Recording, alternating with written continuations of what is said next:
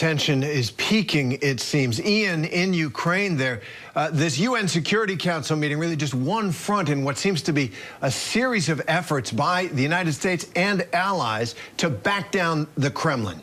You have the economic sanctions being outlined in some detail so that it wouldn't come as a surprise to Russia. You have intelligence being shared with the world that there are quislings, as it were, in Ukraine, naming names, that there are Ukrainian figures whom Russia is talking about installing as a puppet government, and of course the talk about shifting American forces. Is any of this, do you think, changing the atmosphere there? Do you think it's getting, is a hard question to answer, but is getting that man in the Kremlin to think twice? Yeah, I mean, this is all about deterrent, isn't it? There was a fascinating roundtable here in Kiev today, which was attended by no less than 4 or 5 former U.S. ambassadors to Ukraine, one to Russia, as well as senior Ukrainian diplomatic and military officials and former U.S. generals as well, who've been in charge of NATO or U.S. forces in Europe. And they all really discuss the same issue. How do you deter Vladimir Putin from invading? And I think a lot of them welcomed the sanctions that have been raised by the Foreign Affairs Committee, that have been raised by President Biden. But I think there was a general feeling in that room that more needed to be done. We've heard this discussion about the possible deployment of US and other NATO troops to NATO's eastern flank. There was a general sense that that would have an impact. It would also give potentially Ukraine and NATO something of a bargaining chip, because then they could cut a deal, say, look, you withdraw your forces, we withdraw our forces, and then you can lower the tempo.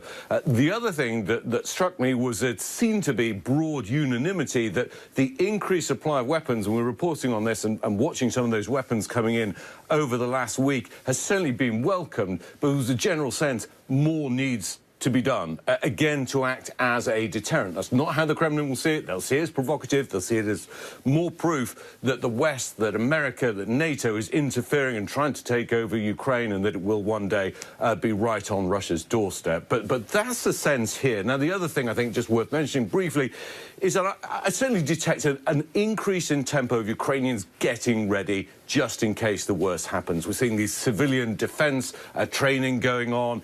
We were together with Army reservists at the weekend, people who are bankers, journalists, civil engineers, IT engineers, but they basically have said if an invasion comes, they're going to sign up. Also, some people stocking up at home, getting ready, getting their papers in order in case they have to flee. That's people here in Kiev. So that's the kind of atmosphere here on the ground. There is no panic, but people are taking this seriously. Yeah, civilians are an important asset in a time of war, no doubt. They have a responsibility as well. Mick, just playing off of what Ian said, and the warnings, the clear warnings from the West, are they meant to be provocative? No, Kira, I don't think so. I think this crisis, again, was caused by Russia, and it's quite frankly backfired on them. Because of their actions, now NATO is more relevant than it has been since the Cold War. Military activities increased. We're talking about a troop deployment of almost 10,000 American forces. I would guess that all the NATO countries now will be considering paying their fair share into the collective defense, and that you'll see some former satellite states now looking to become part of NATO. So it might be provocative, but it was provoked by Russian activities and a threat of an invasion. I do think, Vladimir Putin is a former KGB colonel. He understands how difficult this is going to be militarily, because it is.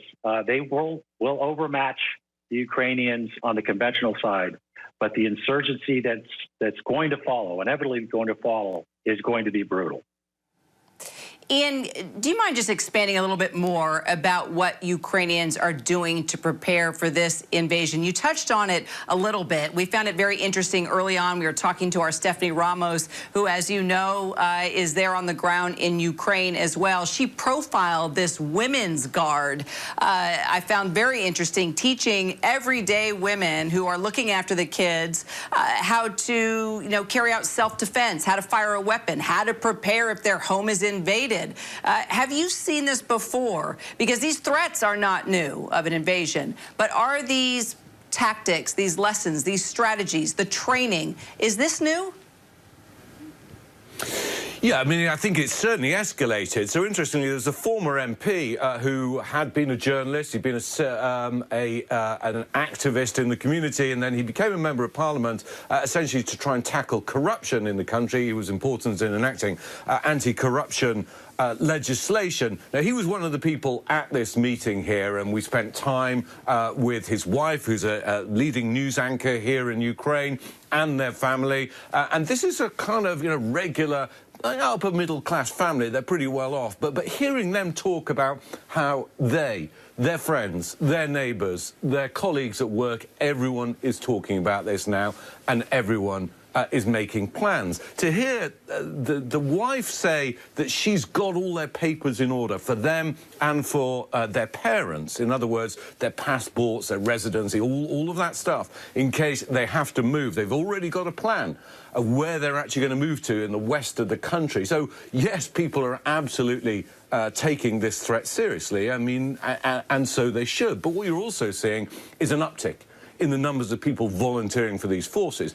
So this one particular unit of these reservists has seen a 30% increase in volunteers since November last year. In other words, when Putin started to mass his forces around the border. And just picking up on what Mick said, because I think this is really important. What happened in 2014 essentially backfired for Vladimir Putin. Yes, of course, he annexed Crimea and he effectively orchestrated the takeover of the Donbass region, or parts of the Donbass region in the east of the country. But he also sent a message to everyone who was on the fence, if you like, about should we join NATO, should we join Europe. If you look at the opinion polls here, there's now an overwhelming majority who are absolutely convinced this is for them. And it's the same message that's kind of received by Eastern Europe in some senses. It strengthens and stiffens their resolve, their desire to be part of the Western alliance, part of NATO, part of Europe, part of that infrastructure, and to turn their back on Putin. And that has to be part of his calculation as well. It does seem counterproductive, but he wouldn't be the first autocratic leader to make a strategic error in the name of conquering a neighboring country. We've seen that plenty as we enter the final phases, what feel like the final phases of this crisis, one way or the other. Ian Pannell, Mick Mulroy, thanks very much.